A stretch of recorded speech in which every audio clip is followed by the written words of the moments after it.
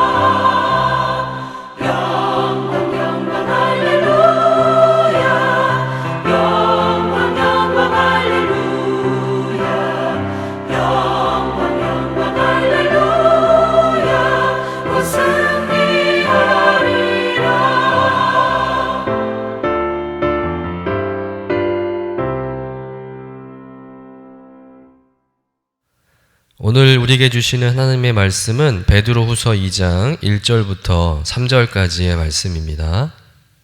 함께 받들어 읽겠습니다. 그러나 백성 가운데 또한 거짓 선지자들이 일어났었나니 이와 같이 너희 중에도 거짓 선생들이 있으리라. 그들은 멸망하게 할 이단을 가만히 끌어들여 자기들을 사신 주를 부인하고 임박한 멸망을 스스로 취하는 자들이라. 여럿이 그들이 호색하는 것을 따르리니 이로 말미암아 진리의 도가 비방을 받을 것이요 그들이 탐심으로써 지어낸 말을 가지고 너희로 이득을 삼으니 그들의 심판은 이족부터 지체하지 아니하며 그들의 멸망은 잠들지 아니하느니라. 이는 하나님의 말씀입니다. 아멘. 베드로전서가 로마 제국의 대대적인 박해를 받고 있는 성도들을 위로한 서신이라고 하면 베드로후서는 그러한 박해와 또 재림의 지원으로 인해서 교회가 혼란한 틈을 이용해 침투한 거짓 교사들과 이단들의 공격과 미혹에 대해서 어떻게 대처하면 좋을지를 권면하는 서신입니다. 베드로서 2장에서 베드로 사도는 거짓 교사들에 대해서 구체적으로 다루기 시작합니다. 구약의 이스라엘 가운데 거짓 선지자들이 있었던 것처럼 어느 시대, 어느 교회든 거짓 교사가 나오기 마련이라는 것이죠. 그러나 옛적에 거짓 선지자들이 결국 심판을 받았듯이 거짓 교사들 역시 하나님의 심판을 받고 멸망받을 것을 이야기하고 있습니다. 그러면서 베드로 사도는 오늘 본문 2장 1절 하반절부터 3절까지 거짓 교사들의 특징에 대해서 논하고 있는데요. 우리 본문 같이 한번 읽어보도록 하겠습니다. 그들은 멸망하게 할 이단을 가만히 끌어들여 자기들을 사신 주를 부인하고 임박한 멸망을 스스로 취하는 자들이라. 여럿이 그들의 호색하는 것을 따르리니 이로 말미암아 진리의 도가 비방을 받을 것이요 그들이 탐심으로써 지어낸 말을 가지고 너희로 이득을 삼으니 그들의 심판은 옛적부터 지체하지 아니하며 그들의 멸망은 잠들지 아니하느니라. 거짓 교사들의 첫 번째 특징은 뭡니까? 호색한다는 것과 그로 인해 진리의 도가 비방을 받는다는 것이죠. 호색한다는 것은 좁게는 성적으로 방탕한 삶을 산다는 것이겠지만 넓은 의미에서는 생활 절반에 걸친 방탕함을 의미합니다. 다시 말해서 자기 하고 싶은 대로 막 사는 것을 의미합니다. 이것은 구원은 받았는데 그리스도의 죽고를 인정하지 않을 때 나타나는 자연스러운 현상이라는 것이죠. 여러분 한번 상상해 보시길 바랍니다. 구원은 받아서 천국이 보장되었습니다. 또 거기에 더 이상 죄를 지을 수 없는, 그래서 회개할 필요도 없는 완전한 자유를 얻었다고 주장합니다. 그런데 그런 삶의 주인이 자기 자신이에요. 그러면 이미 천국행 티켓을 확보했고 또 죄로부터 완전한 자유를 얻게 되고 자기 자신이 주인된 인간은 뭐가 될까요? 통제할 수 없는 괴물이 되는 겁니다. 더 이상 죄를 지을 수 없는 내가 주인이 되었으니 아무렇게나 살아도 합법한 것이 되는 것이죠. 브레이크 없는, 절제되지 않는 본성대로 사는 것입니다. 방탕하게 살면서도 전혀 양심의 가책도 없고 뻔뻔하게 살아가는 것이죠. 이런 사람들 때문에, 이런 성도들 때문에 교회가, 하나님이 비방을 받고 또 욕을 먹게 된다는 것입니다. 사랑하는 성도 여러분, 왜 우리가 예수 믿는 성도로서 세상 속에서 빛과 또 소금의 모습으로 살아야 하는지 오늘 이 말씀을 통해서 다시 한번 돌아봐야 할 줄로 믿습니다. 우리 행실을 통해서요, 하나님의 모습이 드러나는 겁니다. 우리의 삶의 모습을 통해서 진리의 가치가 결정되는 것입니다. 그러니 우리가 잘못 살면 우리가 믿는 하나님, 또 우리 하나님의 진리가 훼손된다는 것이죠.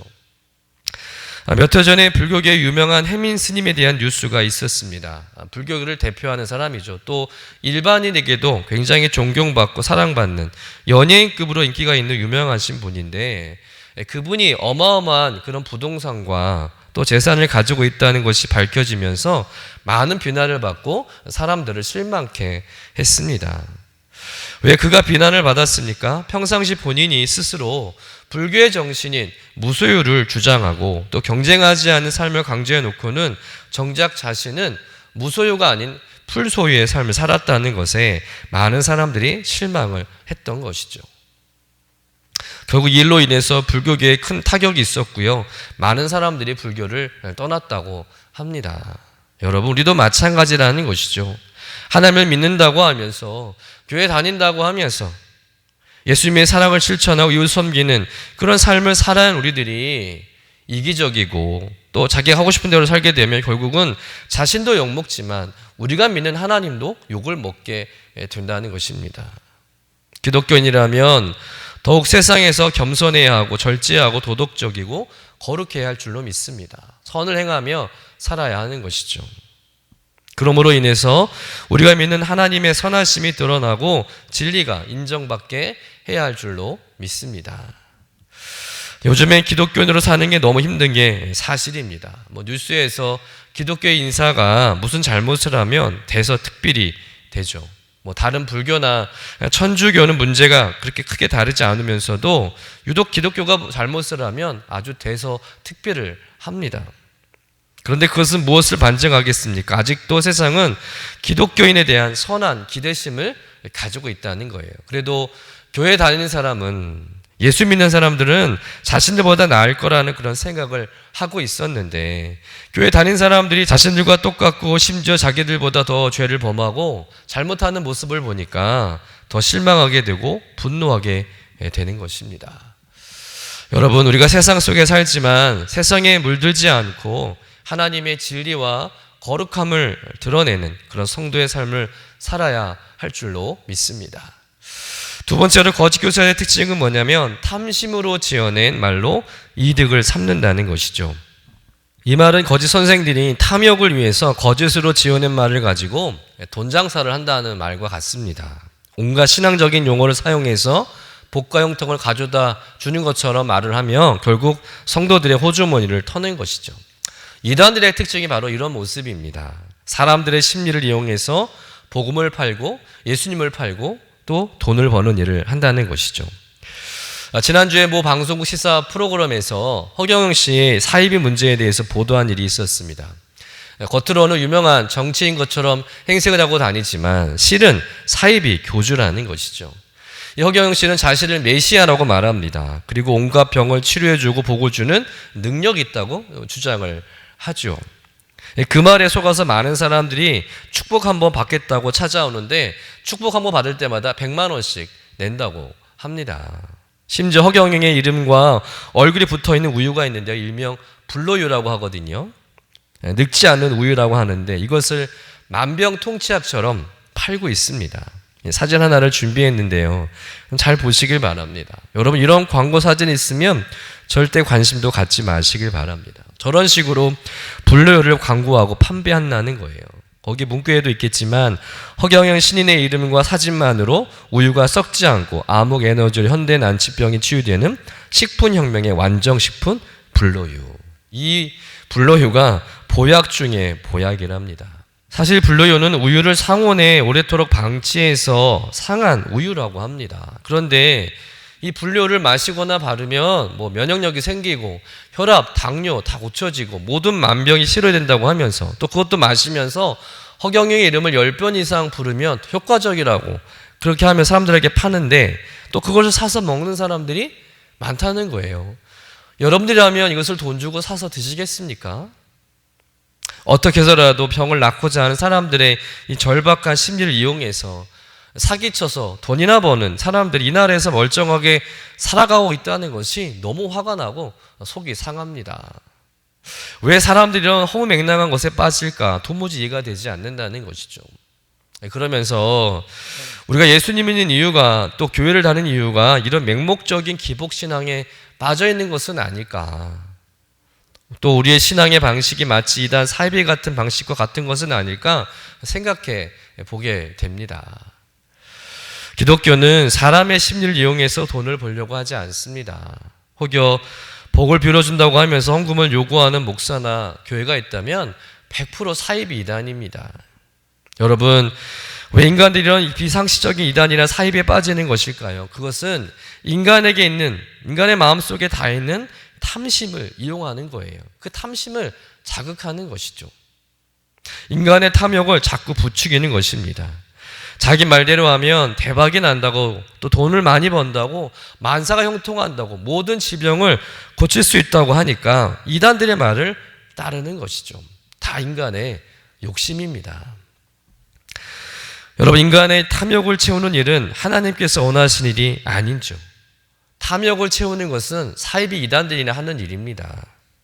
그것을 이용해서 언제나 헌금을 강요하고 우리의 주머니를 노리는 것이죠. 절대 공짜가 없습니다. 그런 하나님은 우리에게 뭔가를 요구하면서 우리에게 복을 주시는 분이 아닙니다. 우리 하나님은 우리의 욕심을 이용해서 어떤 이득을 취하시는 분이 아니라는 것이죠. 여러분, 제가 이런 말씀을 드리는 것은 헌금할 필요가 없다는 말씀이 아니라 우리의 믿음의 중심을 바로 가져야 한다는 것을 말씀드리고자 하는 것입니다. 여러분, 우리가 탐욕을 버려야 온전한 신앙을 가질 수 있고 또 거짓 신앙에 빠지지 않게 되는 줄로 믿습니다. 사단은 끊임없이 우리의 탐심을 이용할 것이고 그것을 통해 거짓 교사들은 더욱 자신들의 이익을 채우게 될 것입니다. 우리들은 그저 이용만 당할 뿐이라는 것이죠.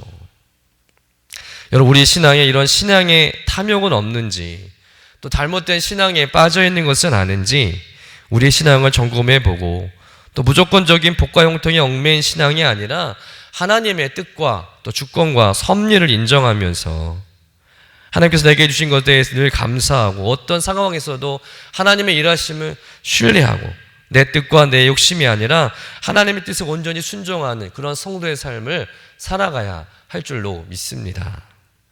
오늘 우리의 신앙이 이런 거짓과 이단의 속임수에 쉽게 빠지게 되는 신앙은 아닌지 오늘 말씀을 통해서 우리의 신앙을 다시 한번 돌아봐야 할 줄로 믿습니다.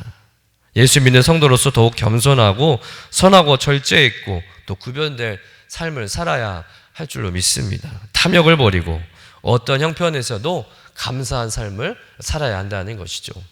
그래서 우리를 유혹하는 모든 사단의 유혹과 이단들의 공격을 분별해내고 또 그 공격을 물리치시며 승리하는 여러분 되시기를 주님의 이름으로 간절히 축원합니다. 기도하겠습니다. 주님, 진리 위에 굳게 서지 못하고 거짓 교사들의 가르침에 흔들리는 연약함과 영적 무지함을 불쌍히 여겨 주시옵소서. 죄악과 거짓 속에서도 경건했던 노아처럼 하나님을 끝까지 신뢰하게 하시고 이 불의한 세대를 바른 믿음을 가지고 진리를 드러내는 성도의 삶을 살 수 있도록 인도하여 주옵소서. 예수 믿는 성도로서 더욱 겸손하게 하시고 절제하고 구별된 삶을 살게 하여 주옵소서. 어떤 탐욕도 버리게 하시고 어떤 형편에서도 감사하는 삶이 되게 하여 주옵소서. 이런 결단과 고백과 선포로 거짓과 이단들의 미혹에 넘어가지 않고 이 땅에 바른 복은 바른 신앙을 세우게 하여 주옵소서. 감사드리며 거룩하신 예수님의 이름으로 기도드립니다. 아멘. 하늘에 계신 우리 아버지여, 이름이 거룩히 여김을 받으시오며 나라가 임하시오며 뜻이 하늘에서 이루어진 것 같이 땅에서도 이루어지이다. 오늘 우리에게 일용할 양식을 주시옵고 우리가 우리에게 죄 지은 자를 사하여 준 것 같이 우리 죄를 사하여 주시옵고 우리를 시험에 들게 하지 마시옵고 다만 악에서 구하시옵소서. 나라와 권세와 영광이 아버지께 영원히 있사옵나이다. 아멘.